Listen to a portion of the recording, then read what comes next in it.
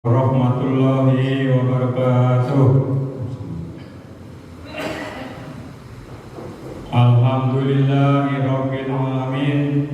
Wassalatu wassalamu ala asrofil anbiya'i wal mursalin sayyidina wa maulana Muhammadin wa ala alihi wa sahbihi ajmain, amma ba'du. Para jamaah salat Jumat Masjid Nurul Jannah yang dirahmati Allah Subhanahu wa ta'ala, seperti biasanya sebelum pelaksanaan ibadah salat Jumat dimulai, kami atas nama pengurus DKM Masjid Nurul Jannah akan menyampaikan beberapa hal. Yang pertama, kami harapkan para jamaah sekalian yang duduknya ada di belakang, silakan maju ke depan Pak, untuk mengisi saf yang di depan masih banyak yang kosong. Jadi saya himbau kepada para jemaah sekalian, silakan mengisi saf yang ada di bagian depan. Saya lihat masih banyak yang kosong. Nanti saf yang bagian belakang diperuntukkan untuk jemaah yang datangnya lebih belakangan. Penyampaian yang berikutnya, kami beritahukan bahwa waktu sholat Jumat pada hari ini tanggal 14 Juli tahun 2023 adalah tepat pukul 12:01. Kami ulangi, tepat pukul 12:01. Untuk itu, bagi jamaah sekalian yang masih berada di luar rumah maupun dalam perjalanan, kiranya untuk segera melangkahkan kakinya menuju Masjid Nurul Jannah untuk kita sama-sama melaksanakan ibadah sholat Jumat. Penyampaian yang berikutnya, selaku khotib dan sekaligus imam Jumat pada hari ini, insya Allah akan disampaikan oleh Bapak Ustadz Rahmat Handoko, MQ. Alhamdulillah beliau sudah berada di masjid kita ini.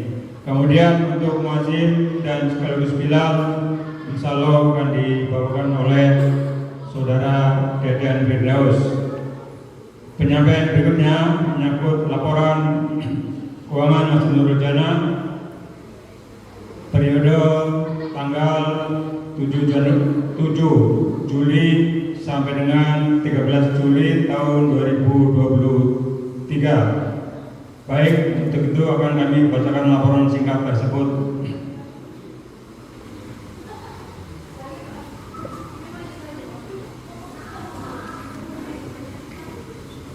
Saldo awalnya adalah sebesar 101.046.201 rupiah, terdiri dari 3 item. Item pertama adalah dana operasional masjid sebesar 15.884.006 rupiah. Item kedua, dana yatim garis miring sosial sebesar 12.300.303 rupiah. Item ketiga, dana pembangunan masjid sebesar 72.861.892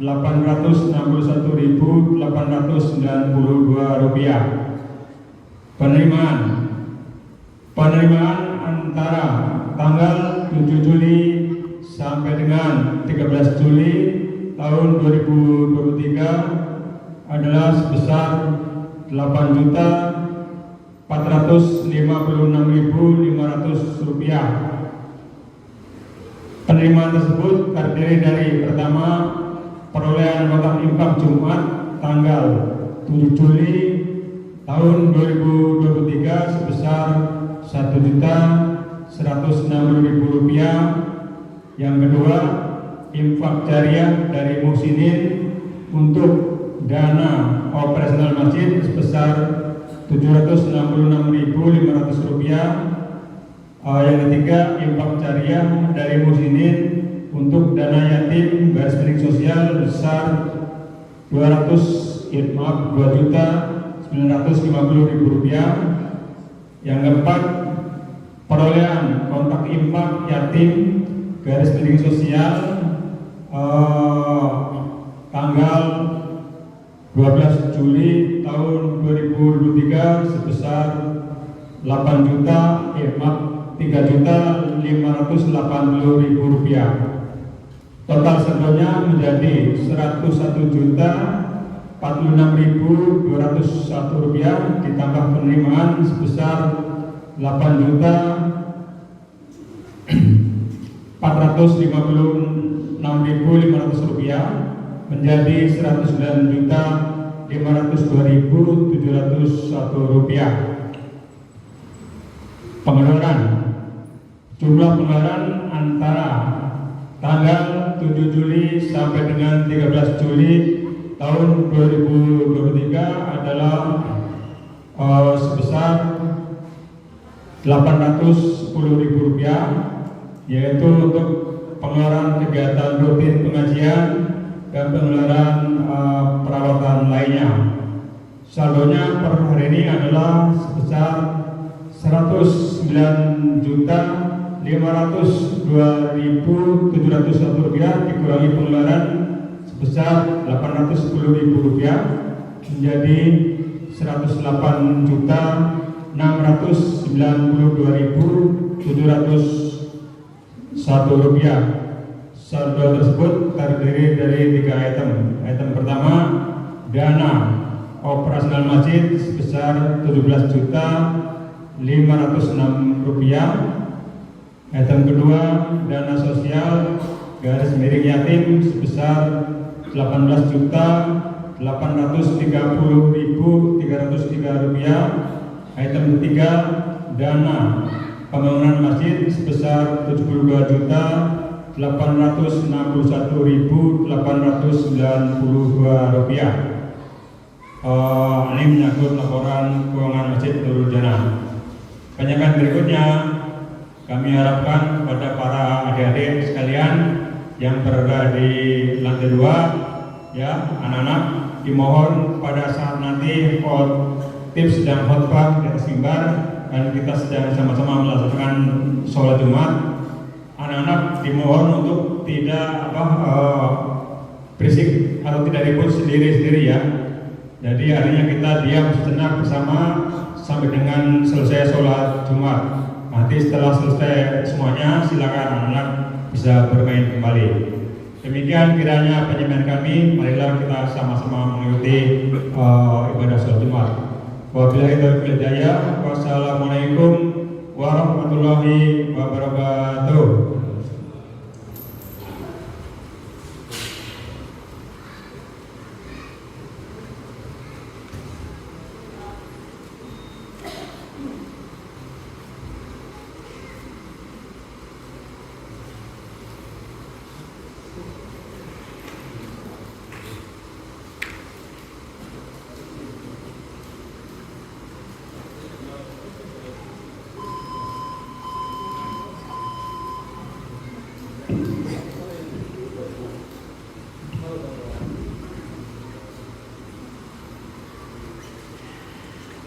Allahu Akbar.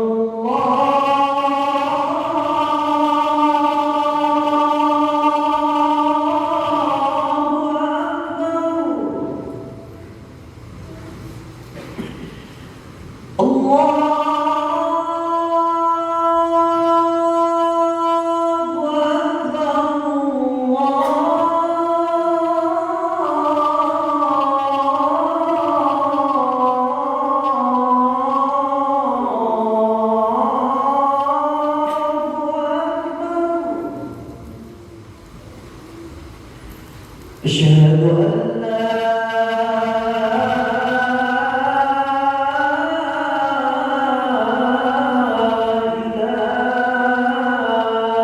إلا الله. أشهد أن لا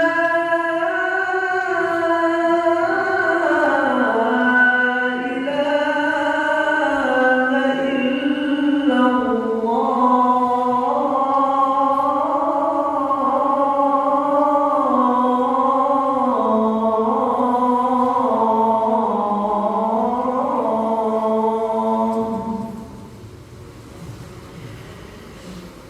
أشهد أن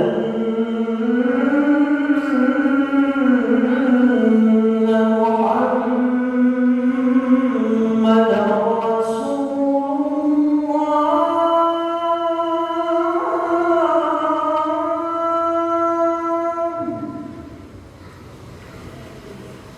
أشهد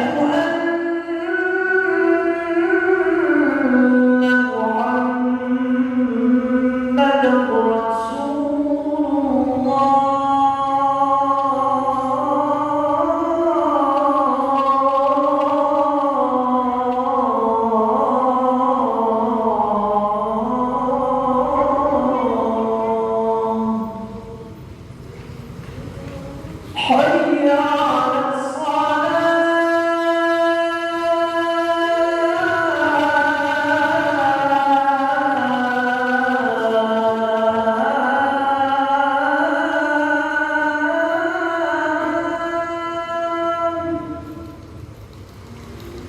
حي على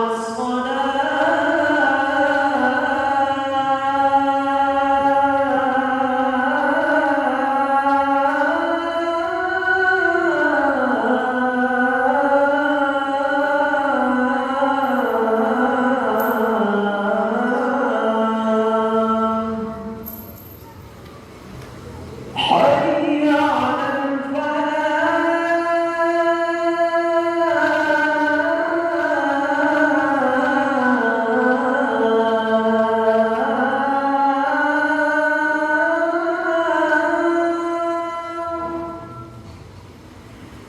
حي على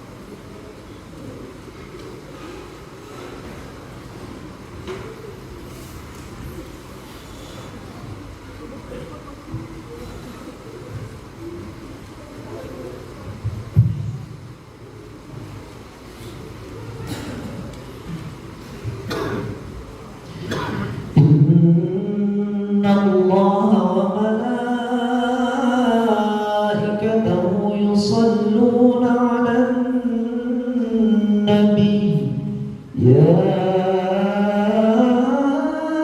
أيها الذين آمنوا صلوا عليه وسلموا تسليما.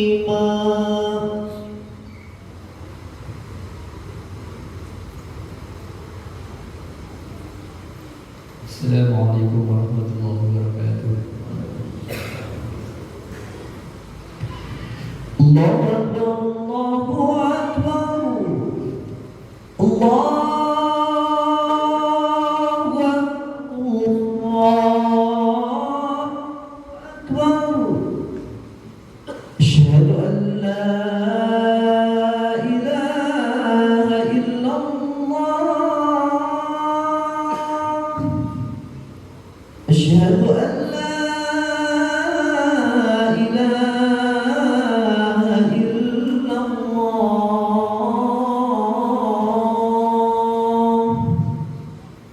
أشهد أن محمدا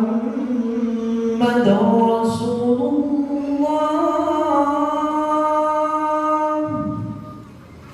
أشهد أن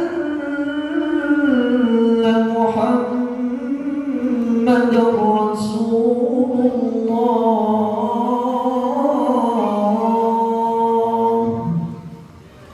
حي على الصلاة،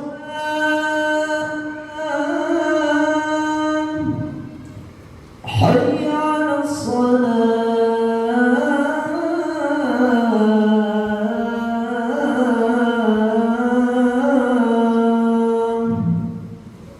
حي على الفلاح، حي على الفلاح.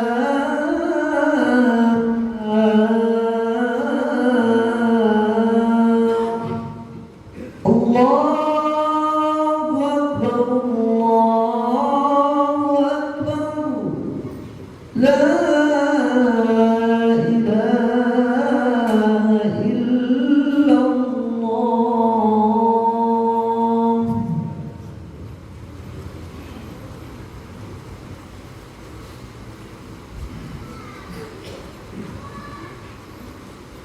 إن الحمد لله نحمده ونستعينه ونستغفره ونعوذ بالله من شرور أنفسنا ومن سيئات أعمالنا. من يهد الله فلا مضل له ومن يضلله فلا هادي له. أشهد أن لا إله إلا الله وحده لا شريك له وأشهد أن محمدا عبده ورسوله. اللهم صل وسلم وبارك على سيدنا محمد وعلى آله وأصحابه ومن تبعهم بإحسان إلى يوم الدين. أما بعد، فيا أيها الناس اتقوا الله حق تقاته ولا تموتن إلا وأنتم مسلمون. قال الله تعالى في القرآن الكريم: أعوذ بالله من الشيطان الرجيم. بسم الله الرحمن الرحيم. يا أيها الذين آمنوا اتقوا الله حق تقاته ولا تموتن إلا وأنتم مسلمون. وقال أيضا: يا أيها الذين آمنوا هل أدلكم على تجارة تنجيكم من عذاب أليم تؤمنون بالله ورسوله وتجاهدون في سبيل الله بأموالكم وأنفسكم ذلكم خير لكم إن كنتم تعلمون. Ila akhirih. Hadirin saudaraku jamaah salat Jumat yang dimuliakan Allah Subhanahu wa taala. Pertama, marilah kita bersyukur kepada Allah Subhanahu wa taala. Kita masih diberikan nikmat sehat walafiat, nikmat iman, nikmat panjang umur. Alhamdulillah, ini semua adalah anugerah dari Allah Subhanahu wa taala. Mudah-mudahan kita semua bisa menjadi hamba-hamba Allah yang senantiasa bisa bersyukur kepada Allah Subhanahu wa taala. Amin ya Allah ya rabbal alamin. Selanjutnya salawat dan salam mari sama-sama kita sampaikan kepada Nabi kita tercinta, Nabi Muhammad sallallahu alaihi wasallam, Sayyidul Anbiya'i wal Mursalin wa Khataman Nabiyyin, yaitu Nabi, pemimpin para Nabi dan Rasul, sekaligus penutup para Nabi dan Rasul. Dan insya Allah beliaulah satu-satunya Rasul yang kita harapkan syafaatnya baik di dunia maupun di akhirat.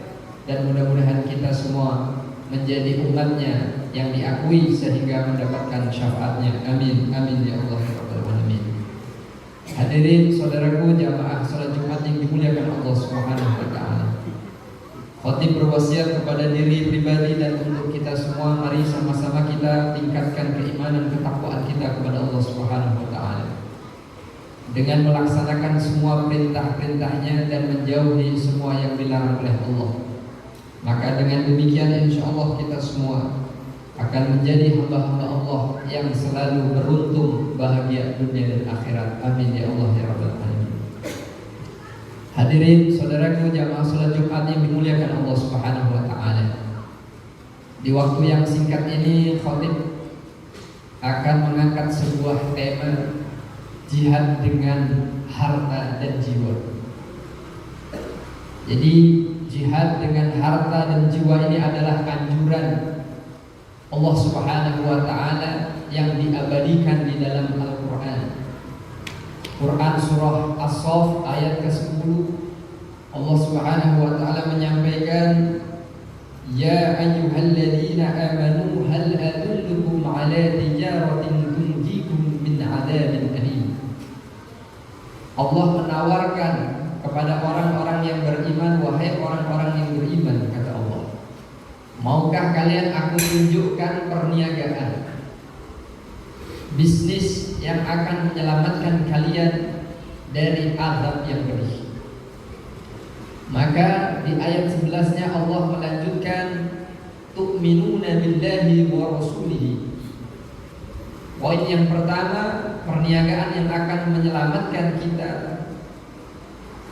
dari azab api neraka yang pedih adalah beriman kepada Allah dan beriman kepada Rasul. Artinya kalau kita sudah beriman kepada Allah, maka kita secara otomatis mencintai sunnah-sunnah yang diajarkan oleh Nabi kita tercinta Muhammad SAW. Sunnah, ada sunnah fi'liyah, ada sunnah qauliyah, ada sunnah takririyah. Sunnah fi'liyah adalah sunnah yang dilakukan oleh Nabi kita tercinta Muhammad SAW. Misalnya Nabi malam bangun, kemudian pagi sholat duha, membaca zikir pagi dan petang, membaca Al-Quran dan lain sebagainya, itu adalah sunnah fi'liyah. Ada sunnah qauliyah, ucapan Nabi kita tercinta Muhammad SAW. Di antaranya Nabi menyampaikan, ahabbul kalami illallah arba'un. Ada 4 kalimat yang sangat dicintai Allah. Subhanallah walhamdulillah wa la ilaha illallah wallahu akbar. Ya, 4 kalimat itu adalah tasbih. Ya, subhanallah walhamdulillah wa la ilaha illallah wallahu akbar. Jadi kalau kita rajin ya membaca kalimat tasbih tadi, masya Allah, kita akan diselamatkan oleh Allah Subhanahu wa taala dari azab yang pedih. Kemudian ada sunnah takfiriyah, sunnah yang tidak dilakukan oleh Nabi, dilakukan oleh sahabat dan dibenarkan oleh Nabi. Di antaranya sholat wudhu, ya, sholat 2 rakaat setelah wudhu. Pada saat itu Bilal bin Rabah sholat 2 rakaat setelah berwudhu dan dibenarkan oleh Nabi. Maka itu adalah bagian dari sunnah takfiriyah. Nah hadirin saudaraku jamaah salat Jumat yang dimuliakan Allah Subhanahu wa taala, ini yang pertama. Dan yang kedua, yang akan menyelamatkan kita dari azab yang pedih adalah wa tujahiduna fi sabilillahi bi amwalikum. Ya, jihadlah kalian di jalan Allah dengan harta kalian. Kalau kita berbicara mengenai harta, sama halnya kita berbicara mengenai masalah ekonomi ataupun masalah finansial.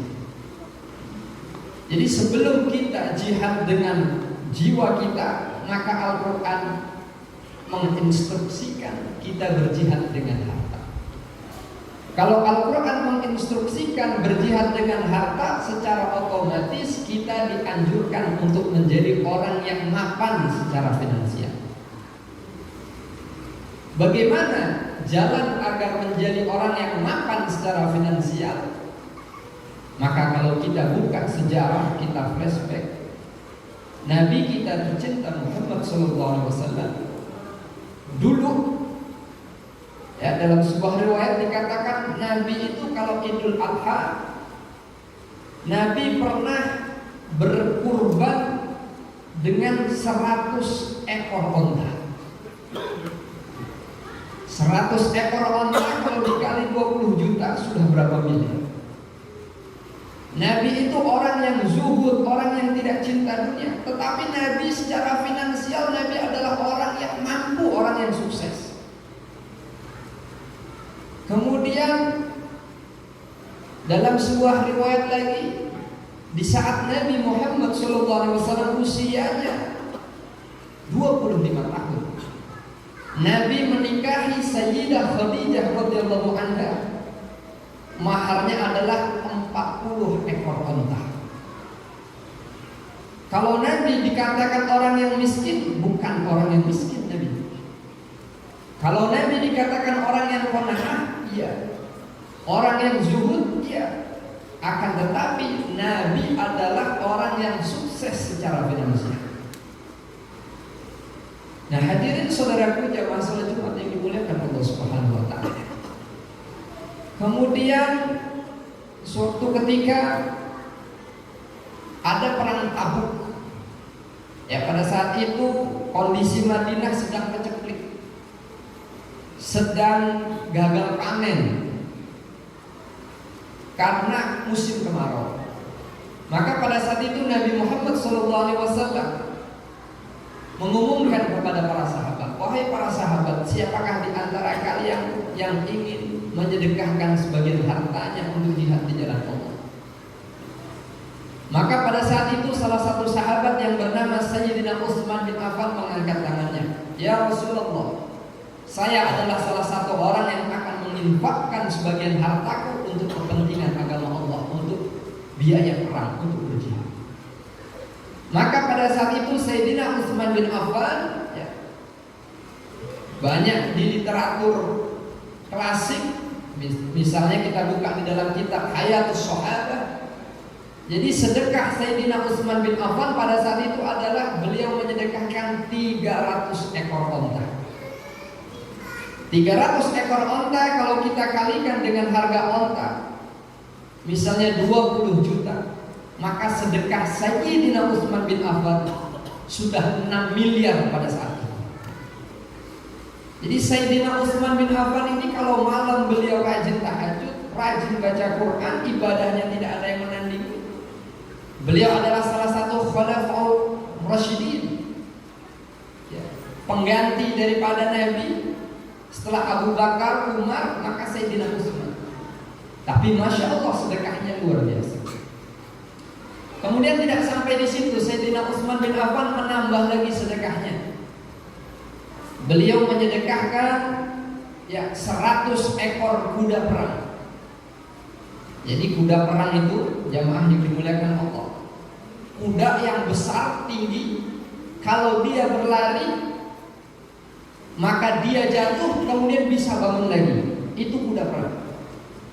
Dan kalau kita rupiahkan pada saat ini, kuda perang itu satu ekornya adalah 500 juta rupiah.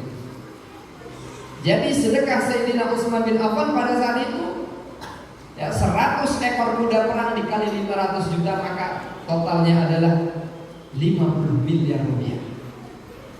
Dan ditambah lagi tadi dengan 300 ekor onta, maka sedekah Sayyidina Utsman bin Affan adalah 56 miliar rupiah.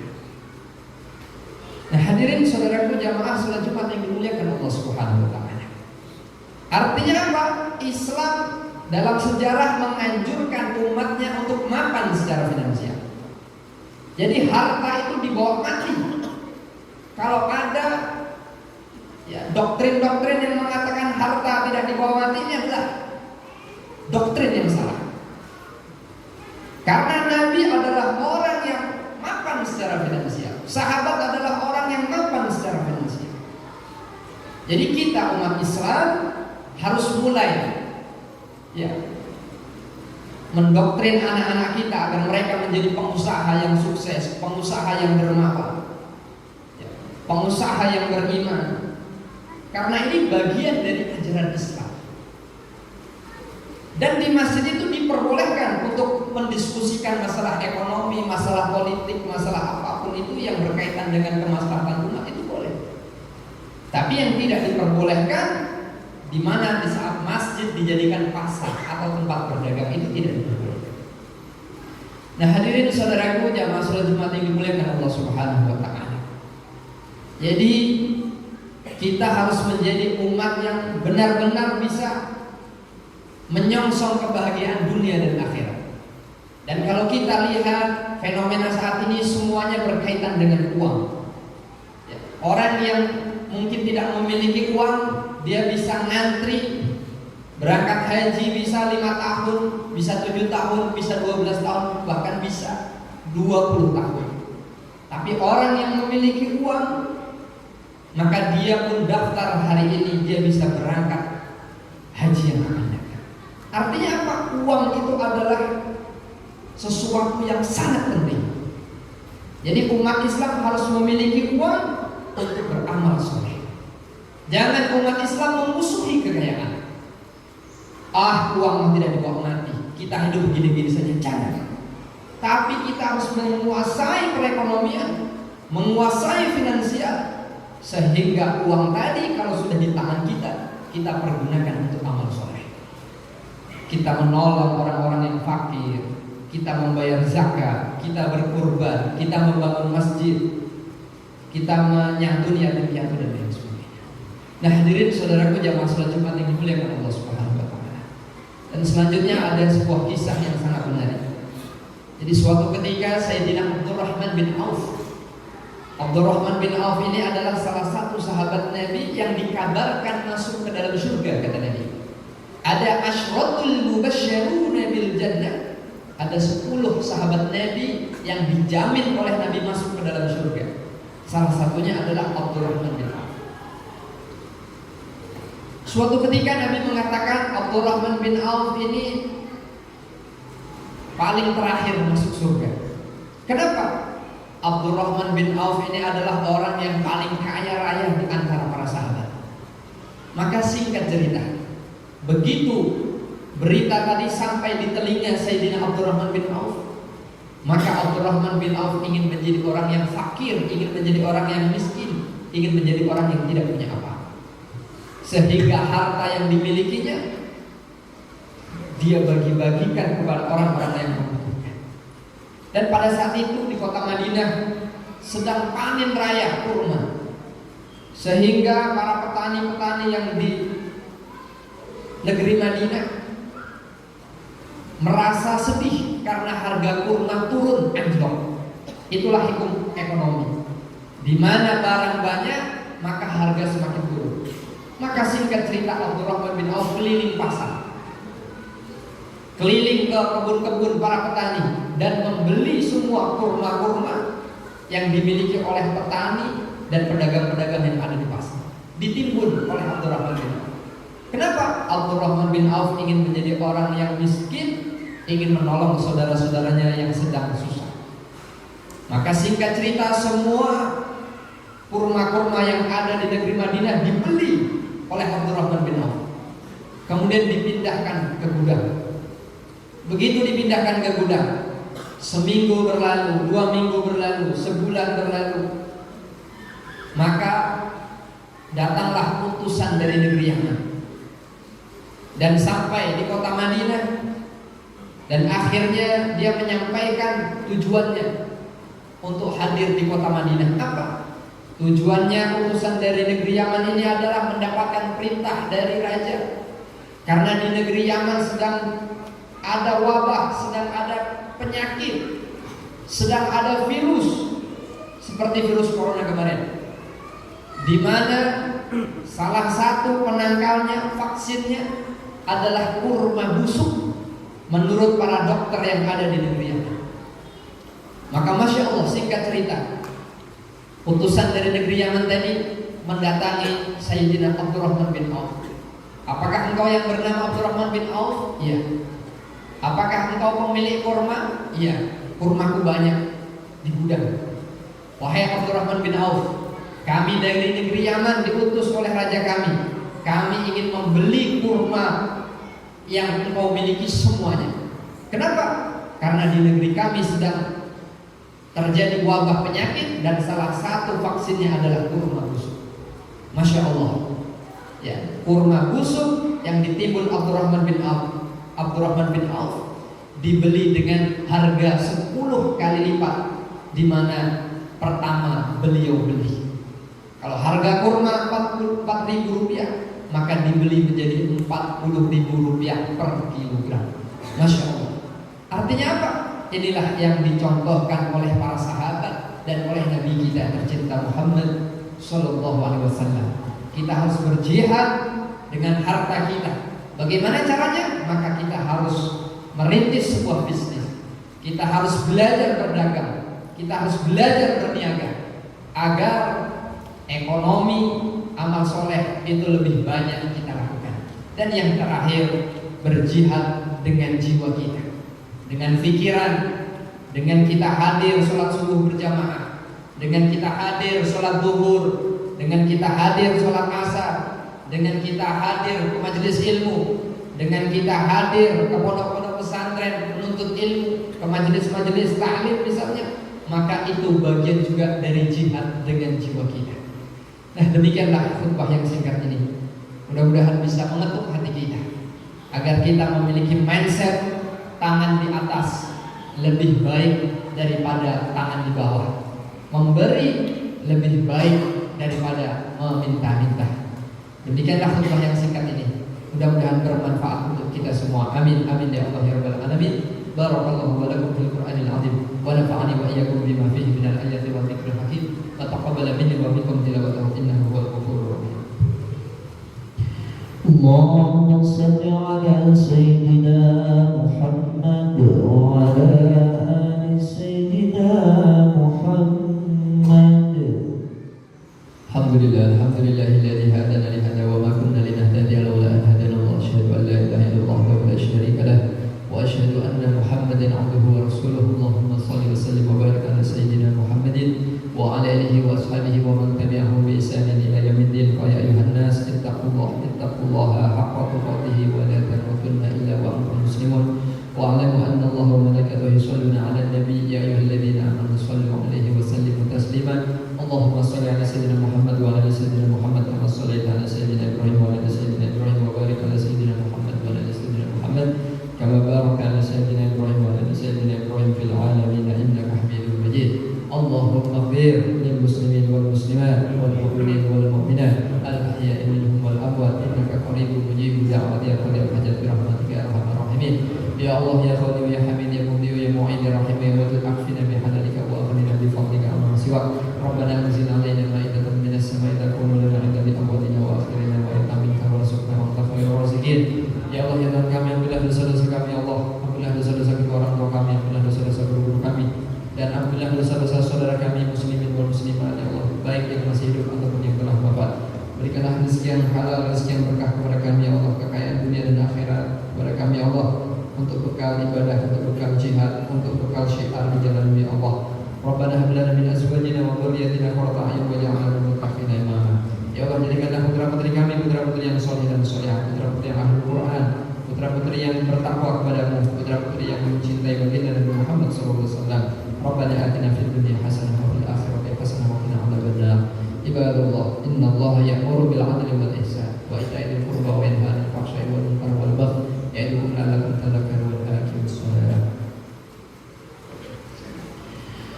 الله أكبر الله أكبر أشهد أن لا